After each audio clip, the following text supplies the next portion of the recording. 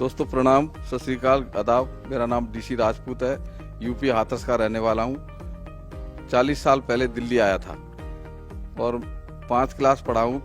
40 साल में मैंने 25-26 तरह के काम किए। हर काम को करने की इच्छा रहती थी, आगे बढ़ने की इच्छा थी, लेकिन कहीं कामयाब नहीं हुआ। जब मेरी उम्र 60 साल हो गई तो मेरे को एक मल्टी लेवल मार्केटिंग वेस्टीज नाम से एक साथी ने समझाया और मेरे को वो समझ में नहीं आया, लेकिन उसने कहा कि आप कर सकते हो।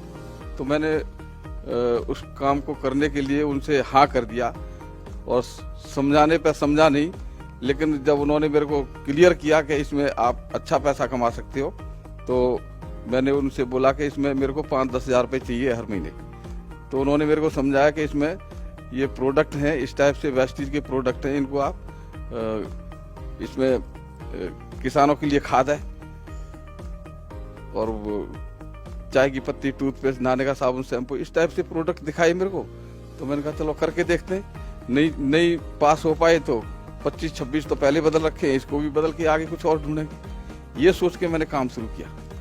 तो उस टाइम जब मैंने काम शुरू किया था तो गांव-गांव में जनधन खाते खुल रहे थे गवर्नमेंट की तरफ से। जीरो बैलेंस में जनधन खाते खुल रहे थे। तो उसी टाइम गैस के सिलेंडर दिए गए और गैस के सिलेंडर पर सब्सिडी देना शुरू किया था गवर्नमेंट ने। तो मैं हाथरस गया अपने गांव और वहां जाके मैंने पूछा गांव में कि भाई सबके जनधन खाते खुल गए? बोले सबके खुल गए। गैस के कनेक्शन सबको मिल गए? बोले सबको मिल गए। तो सब्सिडी किसकी नहीं आ रही? बोले सबकी आ रही है। मैंने कहा ऐसे ही वेस्टीज नाम से यहाँ दुकान खुली है तहसील में हाथरस में, लेकिन वहाँ सबको सामान नहीं मिलेगा। जैसे गैस के कनेक्शन का एक नंबर मिलता है एक आदमी को, वैसे ही वेस्टीज का एक नंबर मिलेगा और वो नंबर मैं दूंगा फ्री में। आप मेरे को जनधन खाते की कॉपी और साथ में अपना वोटर आई कार्ड या आधार कार्ड दे दो, मैं तुम्हारे को फ्री में आपको नंबर दूंगा। उस नंबर से उस दुकान से सामान लेंगे तो आपके बैंक में सब्सिडी आएगी। और जैसे गैस के सिलेंडर पर सब्सिडी आ रही थी, लोगों की समझ में आ गया सब्सिडी का, तो मेरे को ज़्यादा समझाने की जरूरत नहीं पड़ी। लोगों ने ढेर सारे बैंक के खाते, जनधन खाते और आधार कार्ड ला के मेरे को दे दिए। मैंने सबके फार्म भरे और सबको बताया कि वहाँ जाके सामान ले लो। लेकिन वहाँ दिक्कत क्या थी, फार्म में लिखा जाता डेट ऑफ बर्थ, तो डेट ऑफ बर्थ की जगह आधार कार्ड में लिखा था उम्र, तो मैंने सबकी उम्र लिख दी। हेड ऑफिस ओखला में था, तो मैंने वहां जाके ओखला में जब फार्म जमा किए तो 4-5 दिन तक तो फार्म ठीक ठाक भरे गए, क्योंकि सबकी डेट ऑफ बर्थ वो अपने आप बना लेते थे काउंटर वाले। एक दिन 4-5 दिन के बाद में जब मैं ज्यादा फार्म लेके गया तो जो काउंटर पे एक लड़की बैठी थी उसने सारे फार्म मेरे को वापस दे दिए। बोले इस पर डेट ऑफ बर्थ लिखो, सारे सही से लिखो। तो मैंने कहा चलो देखता हूँ। तो ऊपर जो फार्म था उस फार्म को मैंने फोन किया। मैंने कहा भाई तुम्हारी जन्म की तारीख क्या है? बोले मेरे को नहीं मालूम, मैं अपनी माँ से पूछ के बताता हूँ। थोड़ी देर बाद फोन आया, बोले मेरी माँ कह रही है 40 साल का हो गया और होली से 2 दिन पहले पैदा हुआ था। तो उसका नाम लिखा हुआ था, साथ में 40 साल पहले से लिखे थे, बीच की जगह खाली थी तो मैंने लिख दिया होली से 2 दिन पहले। ये मैंने फार्म दे दिया उसको। तो वो देख के फार्म उसने कंप्लेंट कर दी अंदर साहब को। तो साहब ने मेरे को बुलाया, कौन है? तो मैं गया वहां अंदर जाके, तो मेरे से पूछा गया तुम्हारा क्या नाम है? मैंने कहा डीसी राजपूत। ये क्या लिखा है तुमने? मैंने कहा सर मैंने सही लिखा है, अपनी तरफ से कुछ नहीं लिखा, इसमें फोन नंबर है, फोन करके मैंने पूछ के लिखा है, आप भी फोन करके पूछ लो।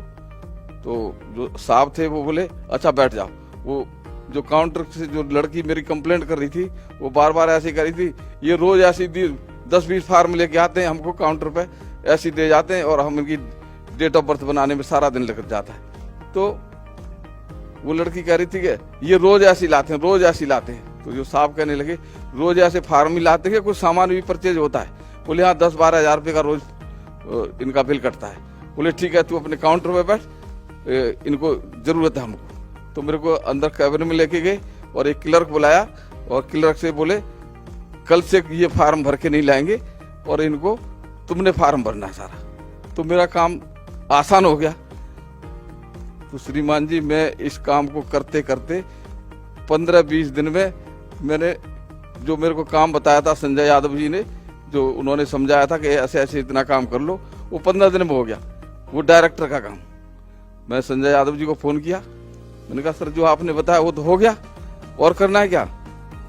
तो इन्होंने बताया कि एक साइड में इतने का काम और कर दो। मैंने कहा कोई बात नहीं, तो मैंने वो भी कर दिया। बताया था डायरेक्टर बनने के लिए, और मेरा जो रिजल्ट निकला था पहले महीने का सिल्वर डायरेक्टर का। तो एक सेमिनार हुआ था दिल्ली में, तो वहाँ सब लोग गए थे, तो मैं भी गया। तो वहाँ आवाज दे रहे थे सेमिनार में, भाई जितने डायरेक्टर हैं वो स्टेज पे आ जाओ। तो मैं दौड़ के स्टेज पे गया। संजय यादव जी और जो लीडर थे उन्होंने मेरे को पकड़ के नीचे खींचना शुरू कर दिया। बोले नहीं तुम तो सिल्वर हो, सिल्वर हो। मेरे को बताया नहीं सिल्वर, मेरे को बताया था डायरेक्टर। तो मैं कंफ्यूज हो गया। मैंने कहा जी ये तो गलत बात है, मेरे को डायरेक्टर क्यों नहीं बनाया?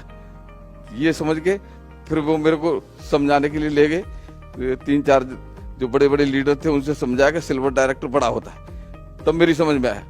तो फिर मैंने बोला कि इसमें और क्या करना पड़ता है, कि इसमें कार मिलती है, कैसे मिलेगी? तो उन्होंने बताया 3 डायरेक्टर बनाने, 3 लाइन में इतना इतना काम करना है। वो 6 महीने में कर दिया मैंने। 3 महीने मेंटेन करने के लिए बताया, 3 महीने मेंटेन कर दिया। 9 महीने 10वें महीने मेरे को कार फंड मिला, और संजय यादव जी ने मेरे को कहा कार लेनी है। राज मोहम्मद जी और संजय यादव जी ने दोनों मिलके और मेरे को शोरूम में बिठा दिया। मैं और मेरी धर्मपत्नी दोनों गए थे। तो वहाँ कार तो हमने कभी देखी नहीं, सपने में कार खरीदेंगे। तो वहाँ जाके बोले कौन सी कार अच्छी लग रही है? मैंने कहा मेरे को तो सारी अच्छी लग रही है, ये बताओ सस्ती कौन सी है? तो बोले एक कार है 2.5 लाख की। मैंने कहा कौन सी है दिखाओ। बोले कल आएगी। मैंने कहा फिर हम कल आएंगे। और संजय यादव जी ने क्या फोन करके वहां बता दिया, एक 5 लाख की कार में मेरे को बिठा के और हमारी धर्मपत्नी को बिठा के बोले इनको घूम के दिखाओ। तो कार में बैठ के घूम के देखा, तो हमारी धर्मपत्नी कहने लगी कार तो अच्छी है।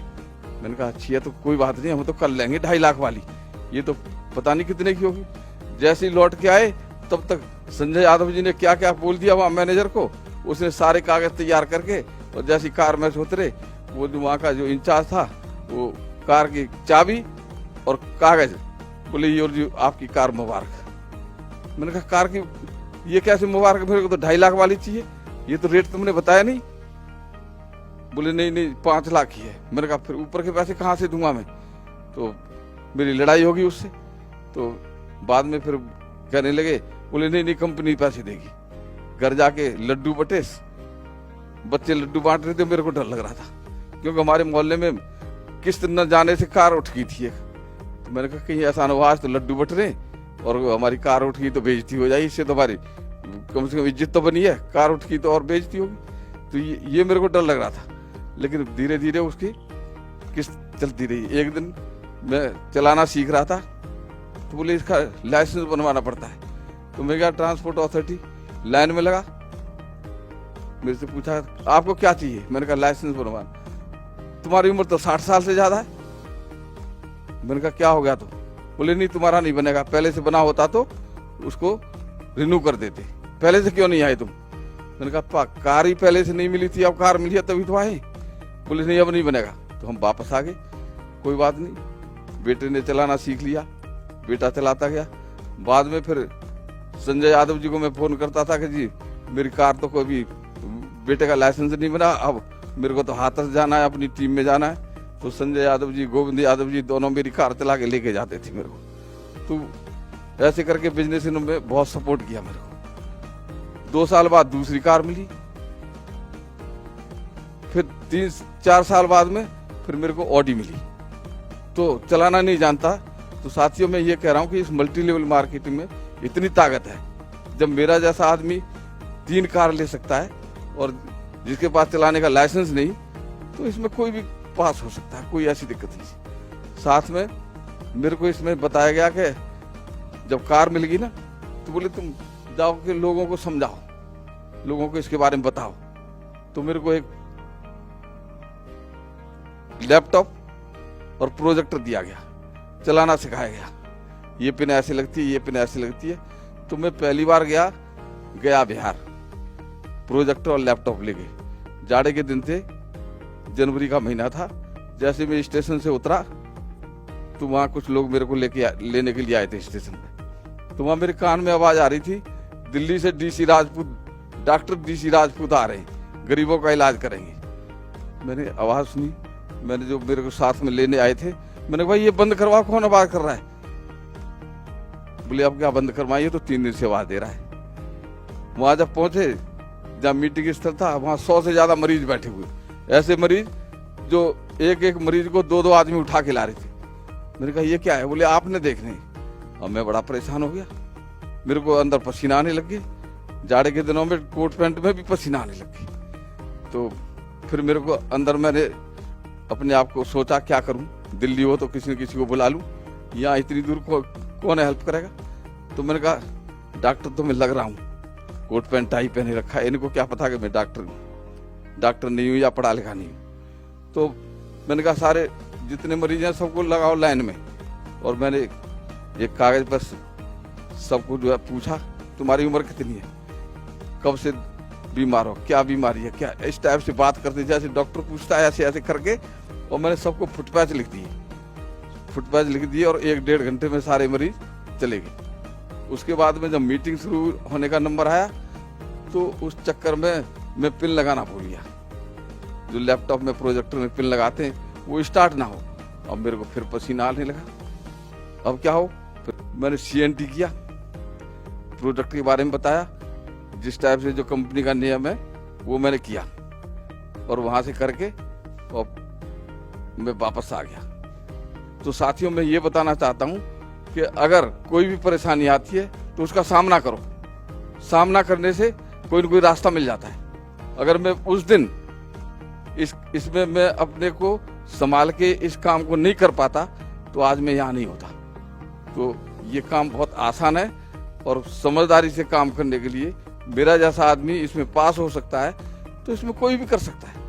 मेरे साथ में बहुत सारे ऐसे आदमी हैं जो अंगूठा टेके, जो दूसरों से फॉर्म भरवाते हैं, वो सब कार अचीवर है। बहुत सारे लोग मेरी डाउनलाइन में कार अचीवर है, और मेरी ऑडी कार देख के, मेरी इनकम देख के, और बहुत सारे लोग मेरे से पूछते हैं क्या होता है इसमें, कैसे करते हैं? तो मैं ज्यादा नहीं समझाता, ये बहुत सरल काम है, इसमें करने में कोई दिक्कत नहीं है। बहुत सारे लोग इसमें कामयाब हो गए।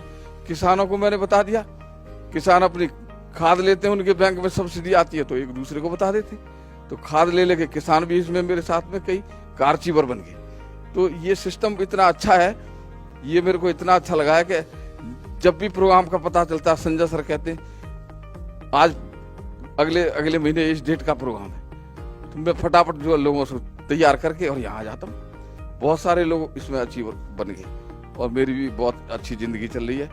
मेरे को इसमें 6 बार विदेश यात्रा का मौका मिला, और मैं और मेरी पत्नी हम दोनों साथ साथ जाते हैं। 6 कंट्री होके आए, और आगे भी हमेशा जाते रहेंगे जब तक जाएंगे। और इसमें मेरा अपना बॉडी भी फिट हो गया है। अब मेरी उम्र 68 साल की है, और मेरे को कोई तकलीफ महसूस नहीं होती। लोगों के साथ में बात करता हूँ, समझाने की बात कम करता हूँ, जहाँ समझाया जाता है वहाँ लाके बिठाने की बात ज्यादा करता हूँ। यहाँ ले आता हूँ सबको, तो सब लोग कामयाब हो जाते हैं, और मेरी भी इसमें तरक्की हो रही है। तो बहुत आसान काम है, कोई भी कर सकता है। तो मैं इतना ही कहूँगा। थैंक यू वेरी मच, बहुत बहुत धन्यवाद सभी को।